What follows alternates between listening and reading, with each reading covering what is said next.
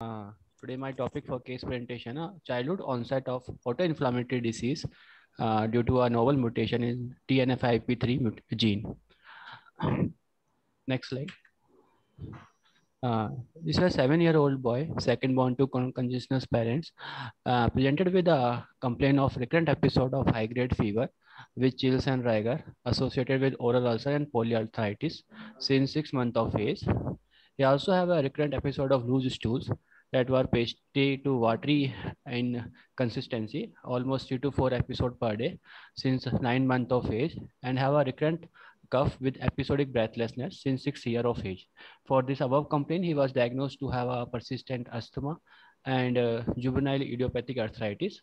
For that, he received a trial of steroid along with immunosuppressant, and he is on at a time of presentation on inhaler, including budesonide and salbutamol. His antenatal and perinatal history was uneventful. He born with a birth weight of 2.7 kg. He achieved a normal developmental milestone till age, and he was immunized, including the live vaccine, till 10 months of age. Next slide.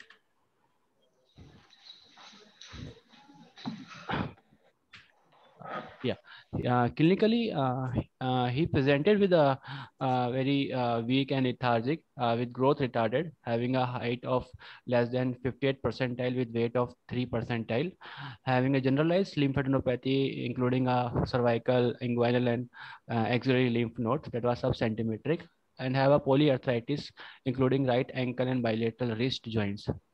For above findings, the differential considered were infections, including disseminated tuberculosis, hematological malignancies, including and SLE-like features like and inflammatory bowel disease.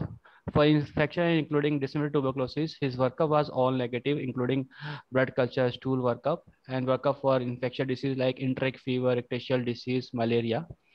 And TB workup include from the gastric juice, lymph node biopsy, and bone marrow were negative for expert TB PCR and MGIT cultures. And his hematological malignancies, bone marrow was done with a normal hematocellular marrow. No any abnormal findings in the bone marrow. And autoimmune markers, ANA and complements were all normal. Our rheumatoid factors was negative. Inflammatory bowel disease, that one was a considered because patient presented with recurrent episode of loose motion.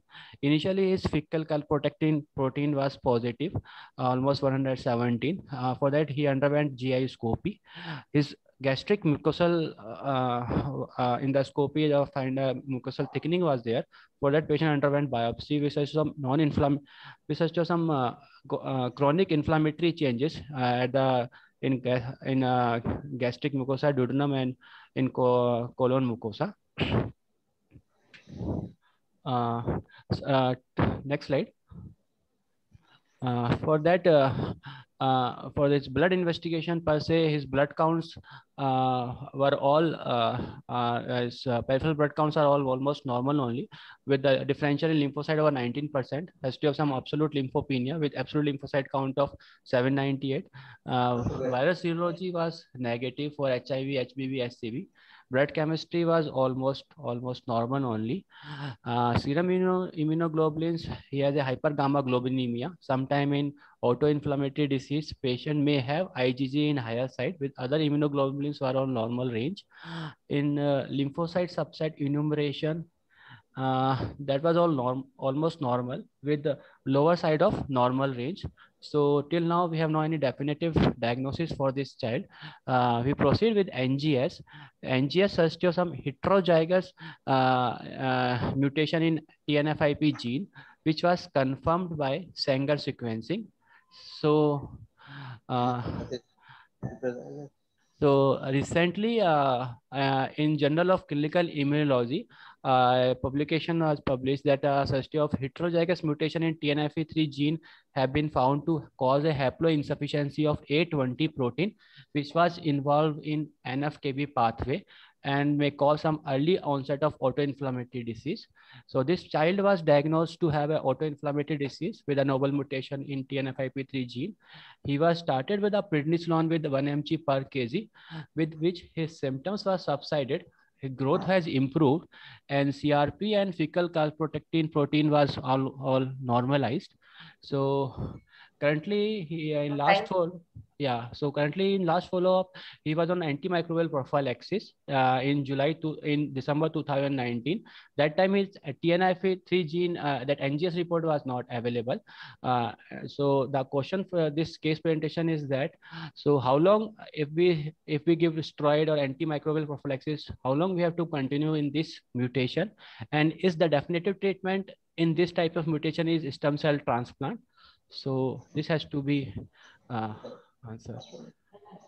Yeah, these are all. Yeah, yeah, yeah. Thank you.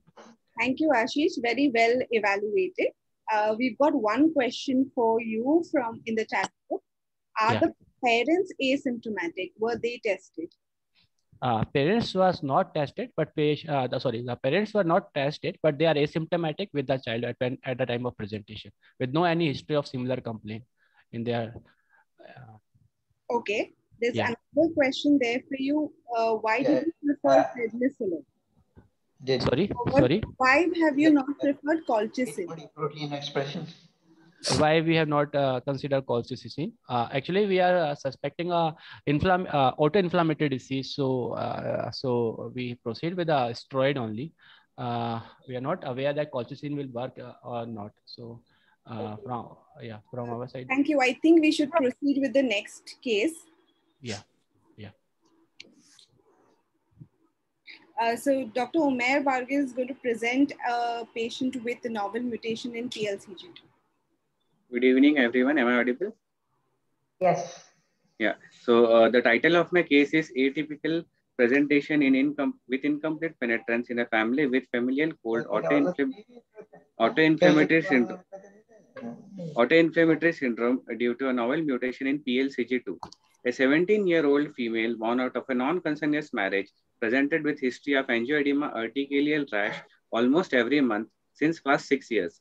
The urticarial rash was exaggerated on response to cold, and it responded to antihistaminics initially.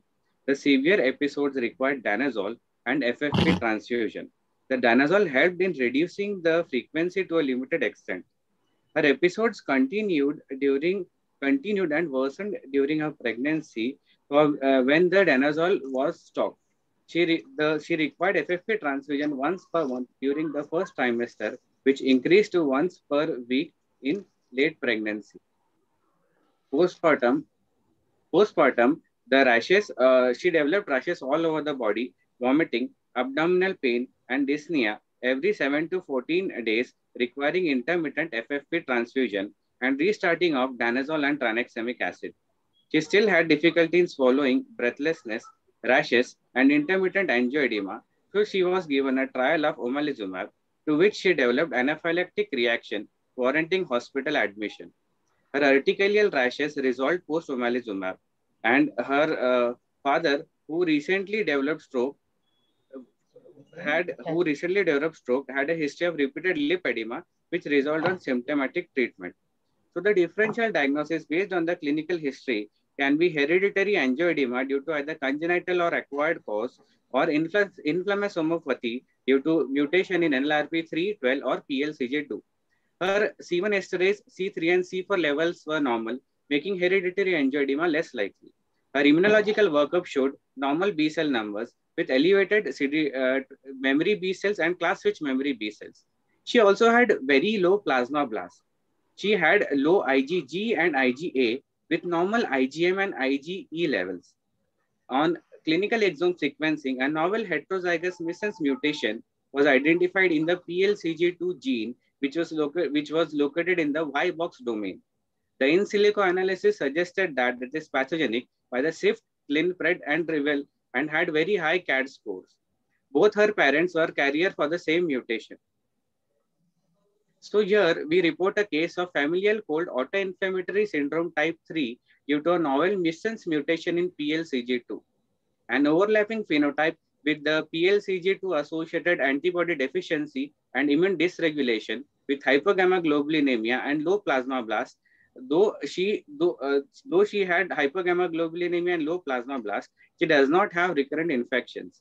The index is symptomatic, with a father having minimal symptoms and the mother being asymptomatic. So this suggests that there may be an incomplete penetrance in this family. To understand this, further studying of gene expression downstream of PLCG2 may increase our understanding about the incomplete penetrance and the varying phenotype of this disease. Thank you, Dr. Umesh.